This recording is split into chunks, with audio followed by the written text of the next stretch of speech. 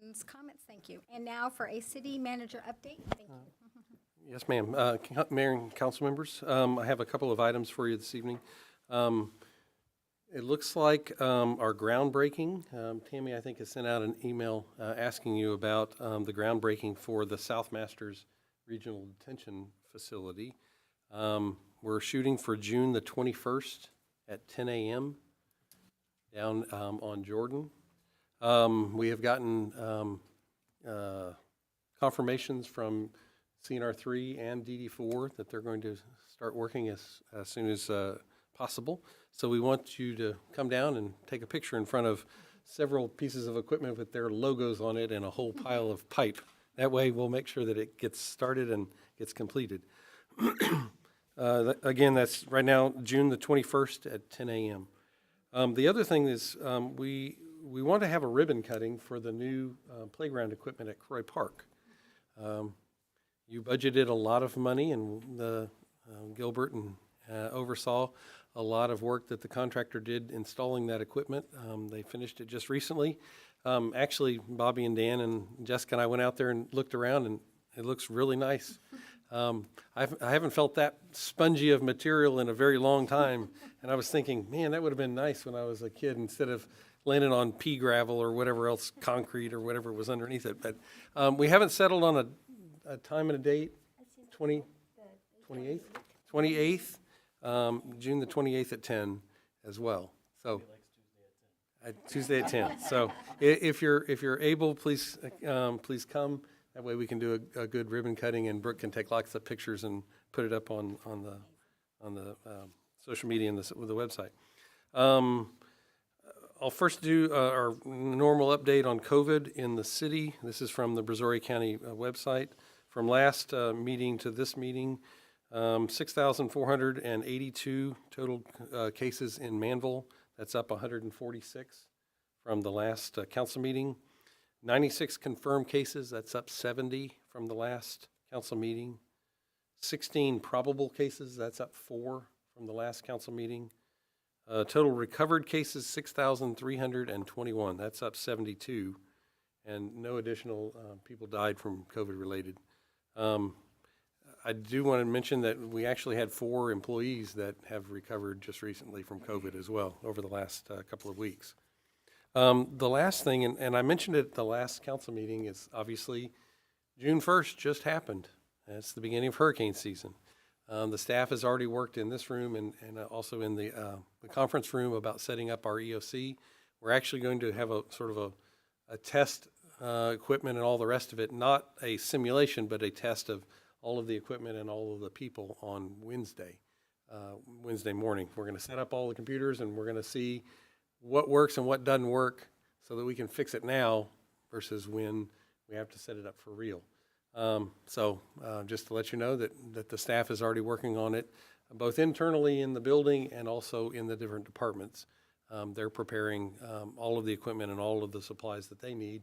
They're getting all the contact information for the employees, for contractors, and any other entities or individuals that are outside that we may need help from. So just to let you know that the staff is already working on that. Hopefully we won't need to, but invariably we probably will. So that's what I have for you today. Thank you so much, Kyle. And now we're going to move on to the consent agenda. Can I get a motion and a second to approve it, please? I'd like to make a motion to consent agenda. All those in favor? All those opposed? Okay. Pass 7-0. Oh, 6. Oh, 6.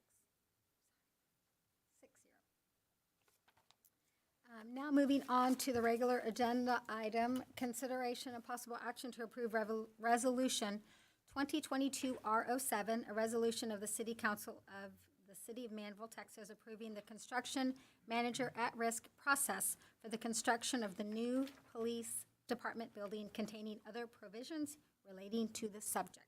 Move to approve resolution 2022-R07. I'll second that motion. All those in favor?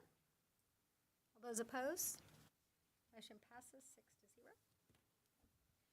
6-0. Item number 2, consideration and possible action to approve the first of 2 readings of ordinance 2022-020, an ordinance of the City of Manvel, Texas, amending Article 5 of Chapter 26, Environment, by amending the drought contingency plan, providing a penalty for any violation of any provision of this ordinance, repealing all ordinances or parts of ordinances inconsistent or in conflict herewith, and providing for severability and an effective date. Kyle, can you, or can Actually, somebody? Dan's going to talk Sure. about this. So as our city secretary pointed out, our drought contingency plan was adopted in 2005. TCEQ requires that you adopt or update that plan every 5 years. So it's time to update that plan from 2005.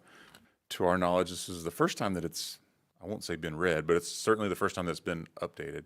So it was a good exercise for us to go through it and just see exactly what it said. We were able to plug in, because of the staff that we have now, we were able to plug in all of our data from our water plant and confirm that we have not hit any of the stages, thankfully, over the last year at least.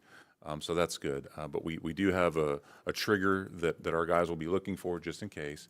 And the first stage is a voluntary level anyway. So there's lots and lots of detail through the ordinance. If you want to read it, you sure can. The only recommendations that we had for this update was, for one, the ordinance, I guess, predated probably us being a home rule.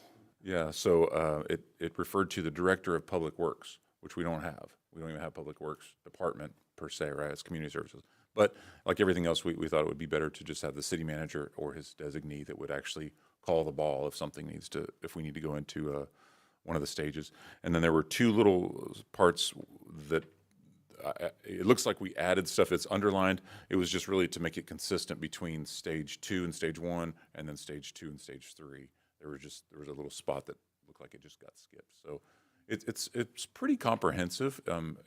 Progressively, as the amount of water that we're able to pull up out of the ground versus how much we're using, obviously the worse that it gets, and I think the triggers are 60%, 70%, 80%, 90%, and then 95%. If we ever get to where we're using, 95% of the water that we're pumping out of the ground, that's very bad. Obviously, that's scary. So stop the watering, stop washing your vehicles, all those kind of things. So the stages are absolutely progressive, and prayerfully we never get to that position. But if we do, we've got a plan. So that's really just the update. There's 2 other things, obviously, that go into this. Dan is right. Right now, we have 1 water plant that's on the system. Maverick, which is the one that's behind the high school, will be coming onto the system in the not-too-distant future. And then the next plant is actually the one that's being built over in Mud 42, Manvel Town Center. That's going to bring on additional capacity. So those 60, 70, 80, 90, 95% are going to get even that much further away when we add additional plants onto the system. That's the first thing. And then the other thing is we are not taking any water yet from the Brazos River Authority. But when we start taking BRA water, there will be additional restrictions that BRA will place on the ability for us to use their water. If there's a huge drought and the reservoirs go down, then obviously we're going to be affected by their drought contingencies that we're going to have to incorporate into that. That probably won't happen for 10 years probably, maybe a little bit earlier, depending on which way we go with water in 20. I think in the master water plan, we has us drilling a well in 26, 7, and 8, and then additional water coming in 2029. The idea is to get it from Pearland. We'll probably do some sort of purchase agreement, maybe using ours, maybe using theirs. But that would be another drought contingency. I don't even know what you'd call it. Another ball in the air that we're going to have to keep up when we add another source of water that's going to be coming in when we need it because of the growth and the development and everything else. So We will be updating it every 5 years or sooner, so that won't just all of a sudden surprise us in the future. So I got a couple questions. So as it's written, the council's ceding all of its emergency authority in terms of the drought away from the mayor and council to you? what it is what I would be able to do is when we hit that 60 or 70%, then that whatever that requirement would be, irrigation between midnight and 10 or 8 p.m. to midnight, it would come into that.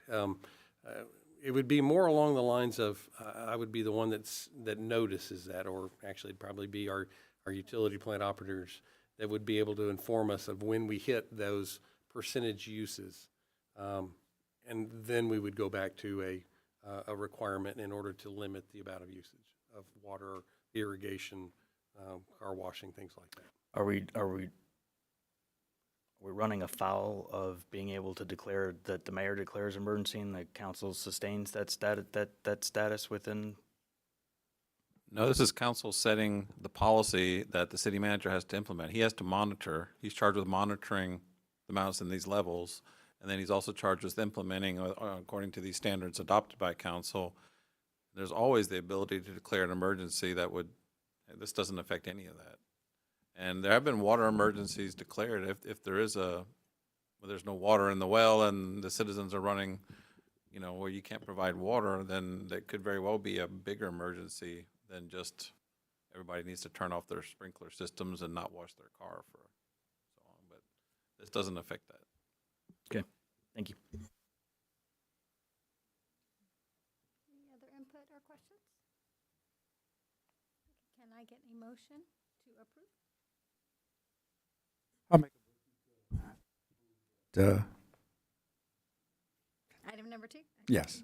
Can I get a second? All those in favor? All those opposed? Passes 6-0. Okay, any other comments, council comments on anything? Nothing fun coming up? Nothing? Not right now, okay. Anything else going on? Okay. Well, very short meeting, but I guess now asking for a motion to adjourn. I'll move to adjourn. Second? I'll second it. All those in favor? All those opposed? And that goes 6-0, and we are 6:24, and we are closed.